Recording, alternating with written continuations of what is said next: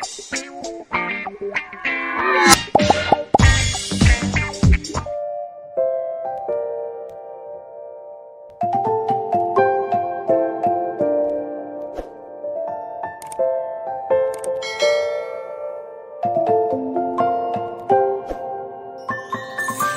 many places still undiscovered, but you're stuck in a blast of yesteryear.